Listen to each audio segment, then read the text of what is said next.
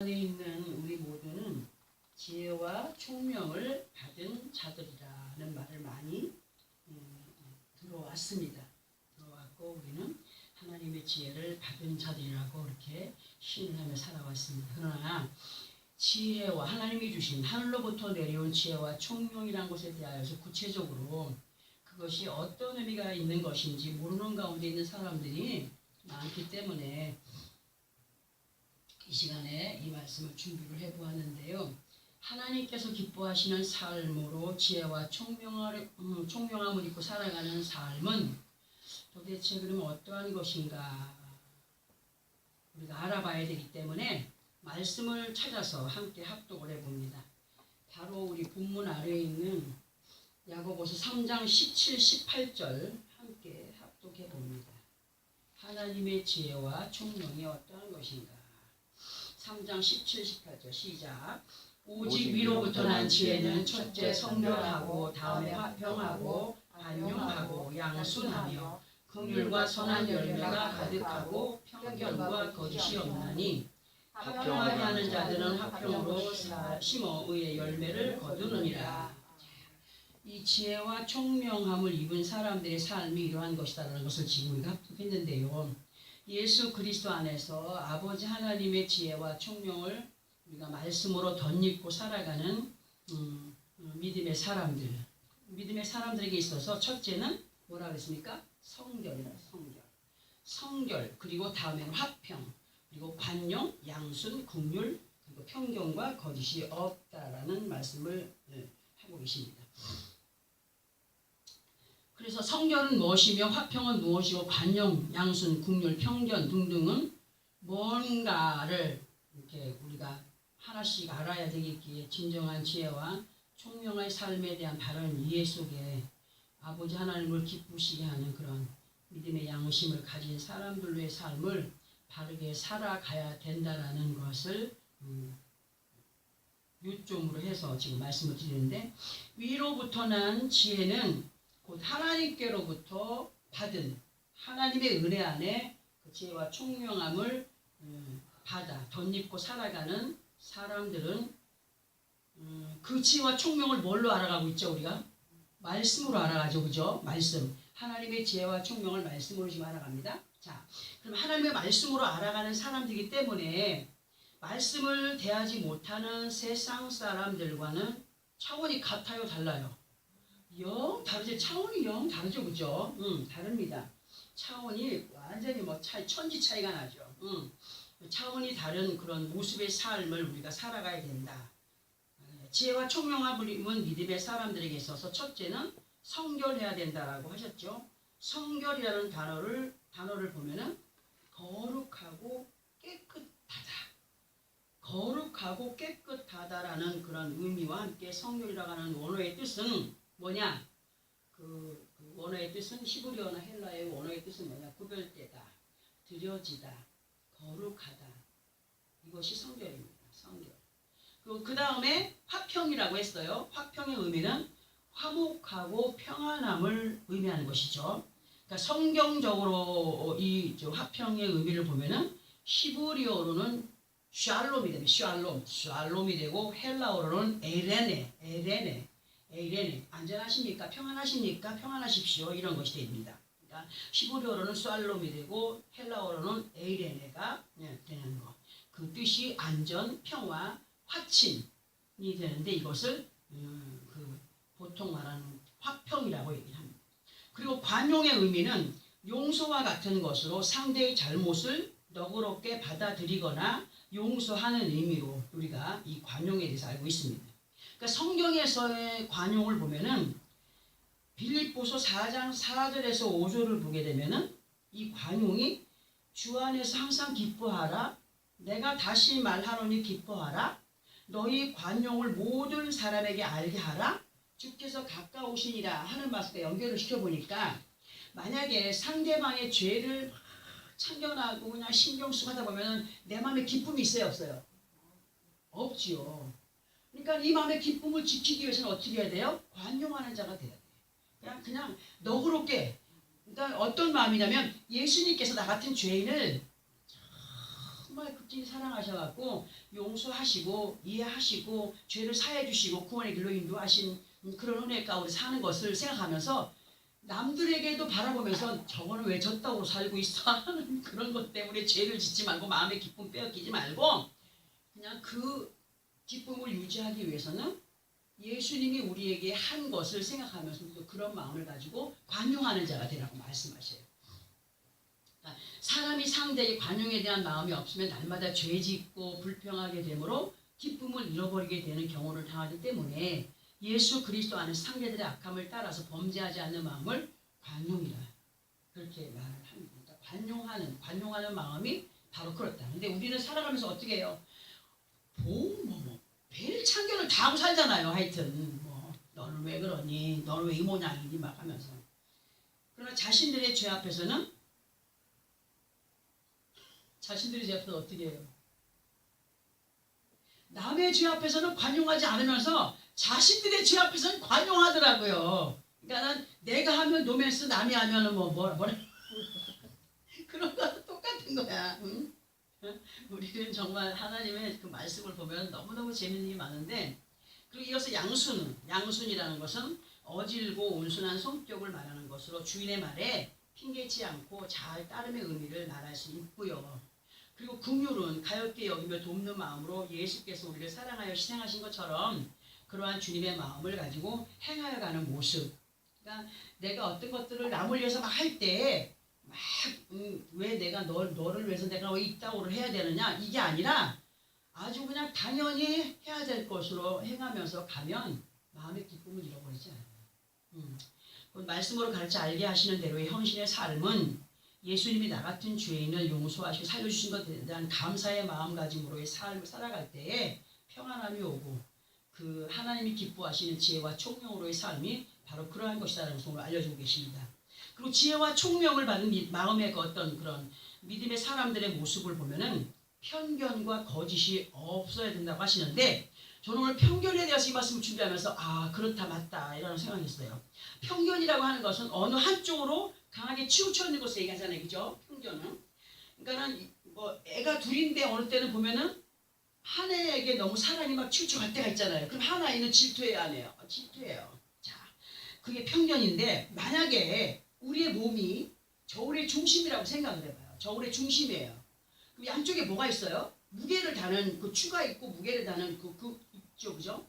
그러면 이게 우리가 믿음의 사람으로서 마음 중심이 저울이라고 한다면 우리께 높아져야 돼요? 하나님께 높아져야 돼요? 하나님의 것이 더 무겁게 여겨져야 되잖아요. 그 무게감이 더 강해져야 되잖아요. 근데 우리의 몸이 저울의 중심이라고 할 때 양쪽의 무게에 따라서 올라가기도 하고 내려가기도 하는데, 하나님께서 우리들에게 원하시는 믿음의 편견은 어떤 것이냐? 자기의 생각을 무겁게 해서 하나님의 뜻을 이겨가는 자들이 되지 않기를 바라시는 거예요.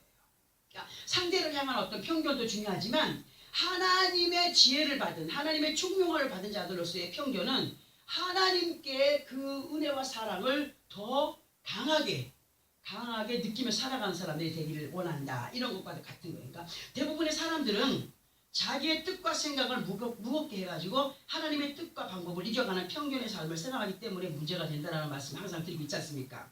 그러니까 하나님의 지혜와 명철을 받은 믿음의 사람들은 자기들의 뜻에 맞추어진 편견의 삶이 아니라 오직 하나님의 은혜 안에 맞춰진 그러한 삶을 살아야 된다. 그러니까 내가 그 하나님의 말씀에 치우쳐 사는 삶을 살아야 된다. 하나님의 말씀을 내 것으로 막 치우쳐 가게끔 만들어가면 안 된다는 거죠. 그러니까 그런 편견의 삶을 살아가지 말라 하는 것으로 이렇게 받아들이면 되겠습니다. 그리고 거짓에 대한 것인데, 거짓이라고 하는 것은 진실의 반대가 되죠. 그죠? 참의 반대가 됩니다. 진리 안에서의 거짓은 뭐냐? 청개구리처럼 엄마가 내가 죽으면은 물가에다 묻어줘. 그러면 이제 아들이 반대로 듣고선 항상 동으로 가라면 서로 가고 서로 가라면 동으로 갔던 아들이기 때문에 청개구리 엄마가 죽으면서 나를 그 시냇가 그 물가에 묻어줘 했어. 그러면 딴 데 좋은 데다 묻어줄 줄 알고. 그런데 죽고 나니까 개구리 아들이 어떻게 했어요? 물가에다가 묻었어. 그러니까 비만 오고 물만 조금 넘치려고 그러면 개구리 많이 울잖아. 엄마 무덤이 떠내려갈까 봐. 온다 그런 얘기 하지 않습니까? 이렇게 우리가 청개구리처럼 동으로 가라 하면 서쪽으로 가는 그런 모습을 이제 그려볼 수 있는데, 하나님께서는 하나님의 사람들을 통하여서 기록된 말씀들을 우리 앞에 제시를 해놓고 너희의 믿음의 모습은 이러해야 된다.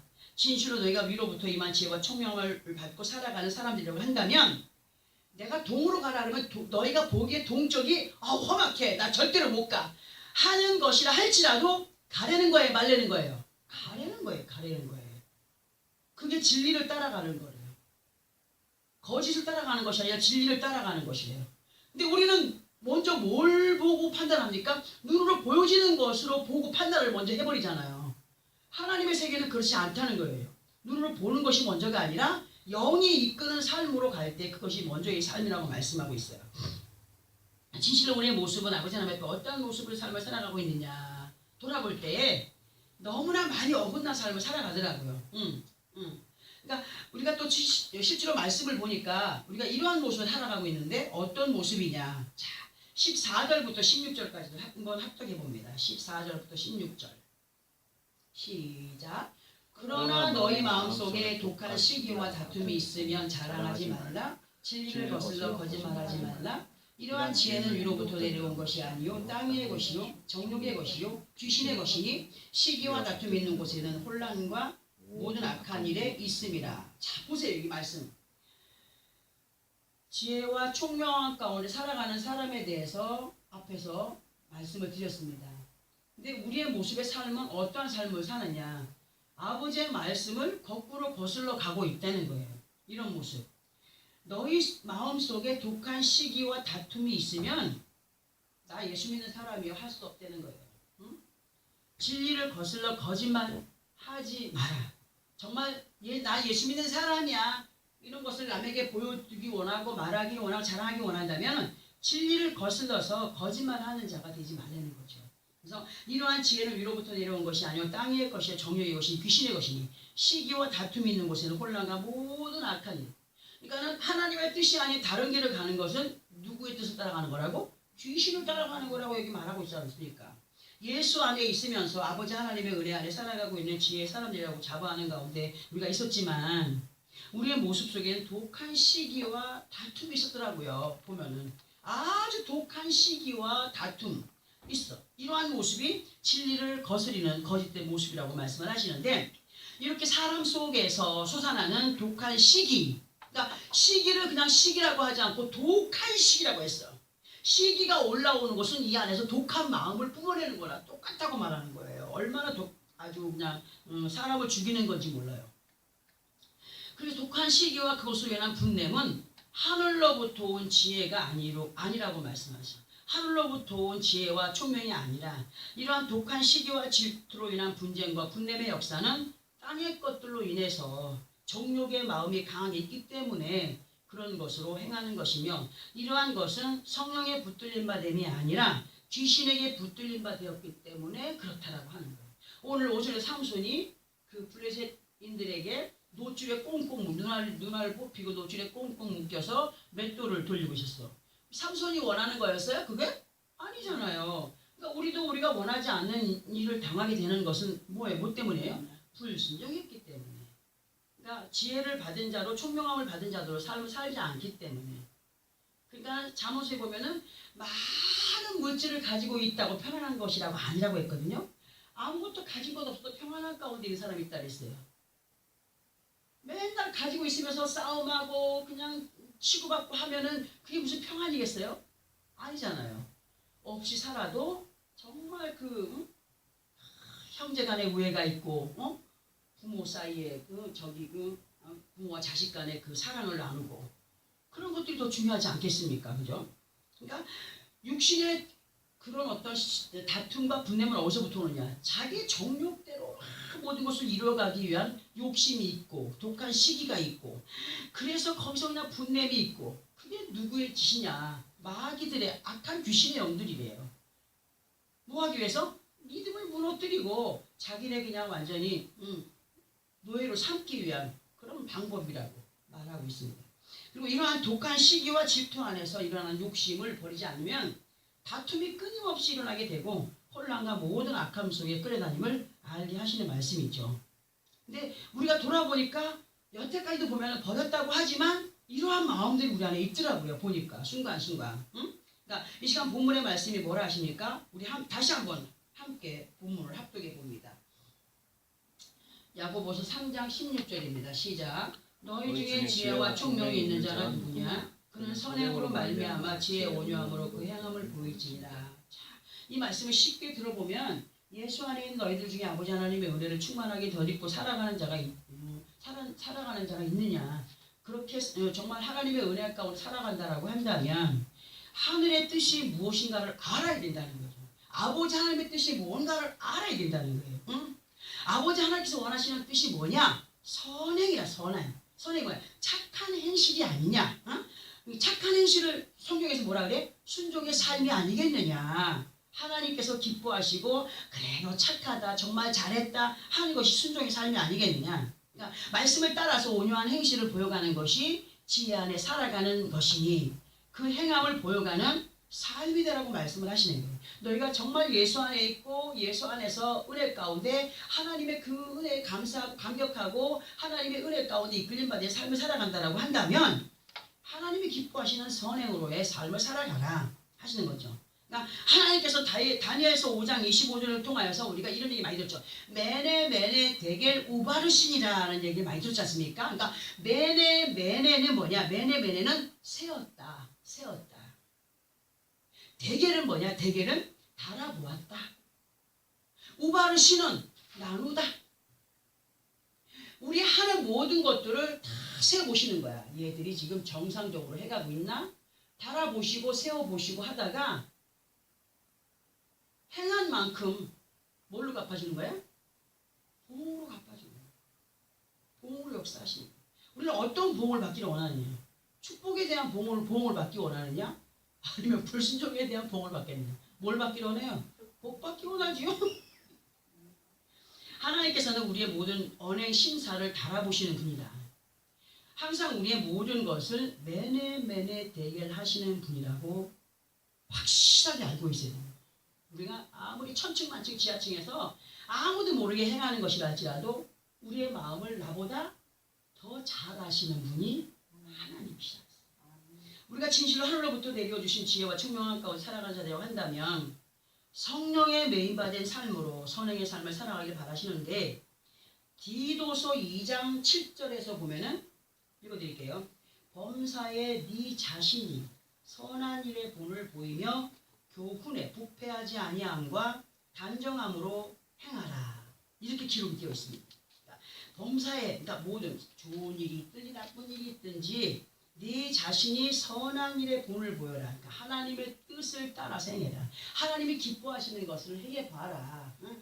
네가 기분이 좋으면 그냥 행하는 척하다가 기분이 나쁘면 또 아이씨 뭐 어쩌고 하면서 막 그냥 ABC를 붙여가면서 그러니까 교훈에 부패하지 아니함. 하나님의 말씀 우리를 교훈하십니다. 그 교훈을 거슬러가는 삶을 살아가지 말라는 거예요. 부패하지 아니하도록 단정함으로 행하라고 말씀하셔요. 그리고 디모데후서 3장 17절에서는 이는 하나님의 사람으로 온전하게 하며 모든 선한 일을 행할 능력을 갖추게 하려 합니다. 왜 자꾸 순종의 삶을 살아가라 하느냐? 왜 자꾸 그렇게 바른 길을 가라? 왜 선행의 뜻을 살아가자 하느냐? 하나님의 지혜와 총명을 받은 사람으로서 이러이러한 삶을 살아가라고 자꾸 이렇게 가르쳐 가느냐 하는 것은 하나님의 사람으로 온전하게 하여 모든 선한 일을 행할 능력을 갖추게. 그러니까 한번 잘못해가지고 만약에 삐뚤어진 사람이 한번 잘못을 해요. 그러니까 제일 쉽게 어필되는 게 뭐냐? 마약하는 사람이 처음에는 궁금한 거예요. 마약을 하기 전에는 저걸 먹고 저걸 해보면 도대체 어떨까 기분이 어떨까 하다가 한번 딱 해보게 되니까 황홀한 거예요. 그죠? 그 다음부터는 어떨까 저떨까가 아니라 그걸 한번 딱 먹으니까 야 좋더라 하는 것을 느끼게 되잖아요. 그럼 한 번이 두 번 되고 두 번이 세 번 되잖아요. 그러면 나쁜 길로 가는 길이 열려가는 거예요. 선행도 마찬가지라는 거예요. 한번 선행을 해가니까 하나님이 내 마음에 기쁨을 너무 주시는 걸 느끼는 거예요. 뭔가 모르게 보이지 않지만 잡혀지지 않지만 뭔가 역사에 가는 걸 느낄 때가 오잖아요. 그래서 한 번 행하고 두 번 행하다 보면은 그 길이 넓어지잖아요. 행할 수 있는 길이. 한 번의 그 순종이 두 번이 되고 두 번의 순종이 세 번이 될 때 하나님은 모든 것을 달아보시고 세워보신 후에 그래 넌 통과 한다는 거죠. 하나님의 사람으로 온전케 하며 모든 선한 일을 행할 능력을 갖추게 하려 하나님의 뜻을 이루어가는 삶을 살아갈 수 있도록 그렇게 원하기 때문에 가르쳐 알게 하는 것이라고 하시는 거예요. 그리고 분명한 것은 세상적인 지혜는 똑똑한 것을 말하죠. 그죠? 많이 배운 사람. 근데 어떤 때는요. 박사학위 받은 사람하고 얘기를 나눠보잖아요. 다 그렇진 않아요. 근데 그밖에 모르는 사람이 있어요. 사리 분별을 모르고 자기가 알고 있는 것만 그냥 주장하는 사람들이 있어요. 너무 답답해요. 이건 세상의 지식을 가진 사람의 어떤 특징이라고 볼 수 있죠. 그러니까 세상적인 지혜는 똑똑한 것을 말하지만 하나님께서 말씀하시는 지혜는 영적인 지혜는 말씀을 깨닫고 그 깨달음을 따라서 순종으로의 삶을 살아갈 때 야, 지혜를 받은 자구나. 뭘 알기 때문에? 하나님의 뜻을 알아가는 사람이기 때문에. 그렇게 할 때 하나님이 어떻게 하셔요? 인정하시겠죠? 기뻐하시겠죠? 우리는 명심해야 된다는 거예요. 그러니까 고린도전서 3장 19절에서 보면은 같이 읽어볼까요? 우리 고린도전서 이 말씀을 같이 읽어봐요. 고린도전서 3장 19절.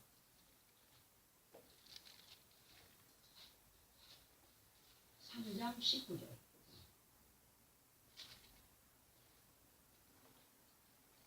(266페이지입니다) 신약성경 266.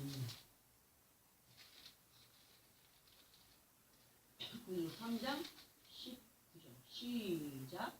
이 세상 지혜는 하나님께 어리석은 것이니 기록된 바 하나님은 지혜 있는 자들로 하여금 자기 꾀에 빠지게 하시느니라 하였고. 자 보세요. 이 세상의 지혜는 하나님께서 보기에 어리석은 것이니 기록된 바 하나님은 지혜 있는 자들로 하여금 자기 꾀에 빠지게 하시느니라. 육신적인 것들로 자기의 꾀를 따라 생각을 따라 하게 되면 자기가 파놓은 함정에 빠지는 역사가 나타난다는 말을 우리 듣고 있잖아요. 그러니까 하나님의 방법으로 가면 빠지는 길도 건너서 넘어가게 하시는 하나님이시지만 왜?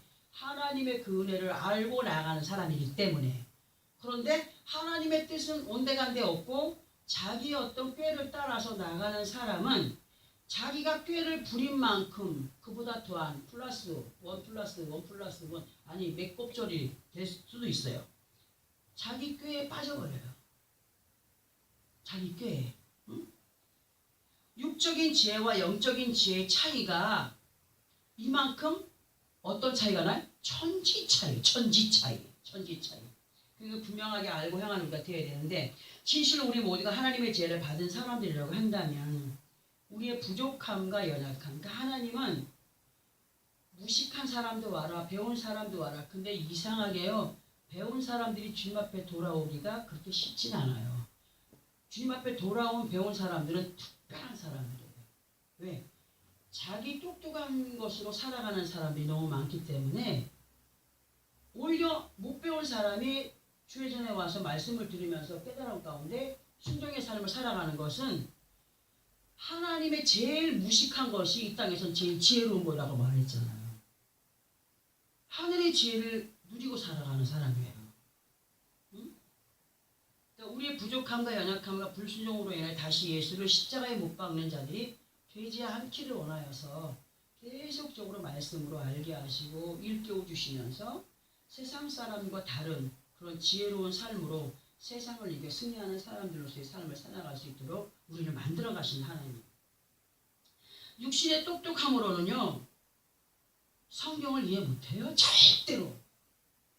성경의 말씀 이해를 할 수가 없어요. 그 말씀을 읽다 보면은 맥혀버리는 경우가 너무 많아요. 많은데 또 육신의 똑똑함으로 성경을 이겨먹으려는 아둔함을 또 가지고 있더라고요. 자기의 생각으로 편견을 가지고 행할 때가 많아요. 그러니까 우리가 하나님의 말씀을 왜 함께 합독을 하냐면 말씀이 이런 말씀이 있구나 하는 것을 알아갈 수 있도록 하시는데 세상의 똑똑함 왜 하나님 말씀에 불순종하며 격길로 가게 되는 걸까를 볼 때 고린도전서 2장 8절부터 10절까지를 보면 이런 말씀이 있어요. 고린도전서 2장 8절부터 10절까지 265페이지입니다. 찾았으면 함께 합독합니다. 시작. 이 지혜는 이 세대의 통치자들이 한 사람도 알지 못하였나니 만일 알았더라면 영광의 주를 십자가에 못 박지 아니하였으리라. 기록된 바 하나님이 자기를 사랑하는 자들을 위하여 예비하신 모든 것은 눈으로 보지 못하고 귀로 듣지 못하고 사람의 마음으로 생각하지도 못하였다 함과 같으니라. 오직 하나님이 성령으로 이것을 우리에게 보이셨으니 성령은 모든 것 곧 하나님의 깊은 곳까지 통달하시니라. 보세요. 이 지혜, 지금 여기에서 말씀하시는 이 지혜는 지금 어떤 말씀이에요? 위로부터 내려온 지혜라는 거죠. 하나님께로부터 받은 지혜라는 거예요. 하나님께로부터 받은 은사예요. 이 지혜는 이 세대의 통치자들이 한 사람도 알지 못하고 있다는 거죠.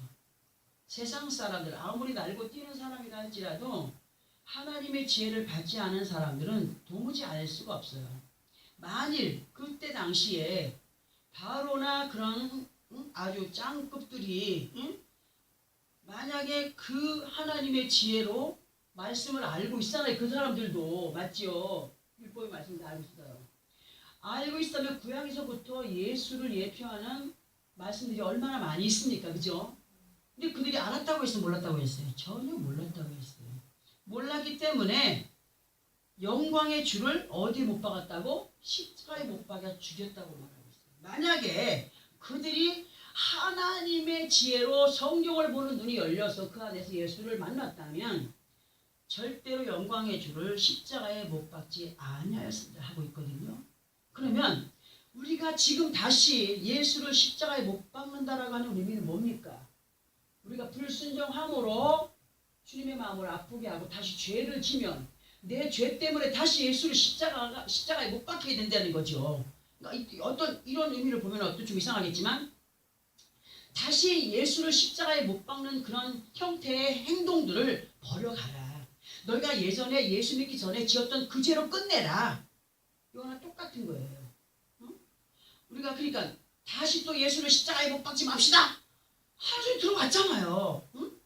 왜 그런 거예요? 하나님의 지혜를 아직도 못 받았기 때문에. 하나님의 말씀을 이해하지 못하기 때문에. 하나님의 뜻을 알지 못하기 때문에 그렇대요. 9절에 보니까 기록된 바 하나님이 자기를 사랑하는 자들을 위하여 예비하신 모든 것은 눈으로 보지 못하고 귀로 듣지 못하고 사람의 마음으로 생각하지도 못하였다 한 것 같습니다. 이 사람들이 그랬다는 거예요.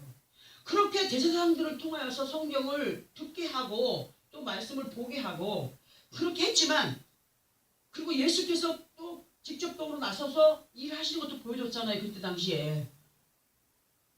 근데 이 사람들은 알았다 그랬어요? 몰랐다 그랬어요. 우리는 예수를 눈으로는 볼 수가 없어요. 근데 그분이 뭘로 와 계셔요? 성령으로 내 안에 와 계셔요. 이분의 역사를 우리는 너무나 많이 체험을 하고 살아왔습니다.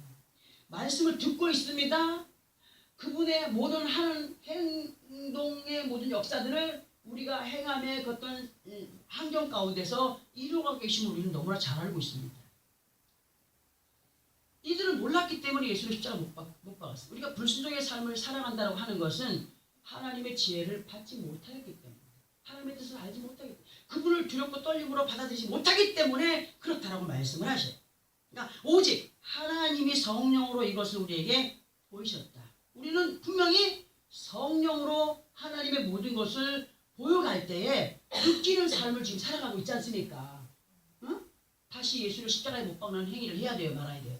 안 해야 되죠. 응? 성령은 모든 것 곧 하나님의 깊은 것까지 통달한다 했어요. 성령 받은 자의 위력은요 대단합니다. 응? 성령 받은 사람의 그 능력은요 굉장한 거예요. 그렇다고 자만할 것이 아니에요. 왜? 나를 오직 도구로만 사용하심에 감사하면서 겸손히 행하여가는 우리가 돼야 되죠. 그러니까 제가 이 말씀을 다시 보면서 설명을 드릴 때 이 지혜는 이 세대의 통치자들이 한 사람도 알지 못하였다라고 하셨고, 이 말씀에서의 지혜는 위로부터 온 지혜이기 때문에 세상 사람들이 한 사람도 알지 못하는 가운데 영광의 주를 십자가에 못 박았다라고 하시는 말씀 앞에 드렸습니다. 그리고 9절에서의 말씀은 하나님께 자기를 사랑하는 자들 곧 성령의 사람들을 위하여서 예비하신 모든 것 곧 아버지 하나님의 언약을 육적인 똑똑함의 지혜로는 감히 가늠할 수 없지만 10절을 보면 하나님의 뜻과 섭리를 알아갈 수 있는 것은 성령의 역사로 성령의 은혜 안에 곧 아버지 하나님의 지혜 안에 살아간다라고 한다면 하나님의 깊은 것을 무엇으로 통달해 가야 돼요? 말씀으로 듣고 느끼고 깨달음 가운데 통달했으면 어떻게 돼요? 행해야 돼요. 통달한 도인이 뭐 하려고 통달하겠습니까? 남한테 나타내 보이려고 하는 거 아니겠어요? 나 통달했어. 또 안 보여지면 통달한 거 진짜예요, 가짜예요? 가짜예요. 하나님의 깊은 것까지 통달해가는 삶은 아버지 하나님의 뜻을 확실히 알고 믿고 행하여가는 삶이 된다라고 하시는 말씀인 겁니다. 그 본문에서 말씀하시는 지혜와 총명을 받은 사람은 하나님이 기뻐하시는 선행의 삶으로 그 행함을 보여가는 삶이라고 말씀을 하시는 거죠. 이왕에 우리가 예수를 믿고 살아가는 사람들로 하나님의 뜻을 다 통달하여 가는 삶을 아니라 할지라도 다 통달하여 우리가 신이 하나님의 말씀을 받은 사람들 신이라고 했어요.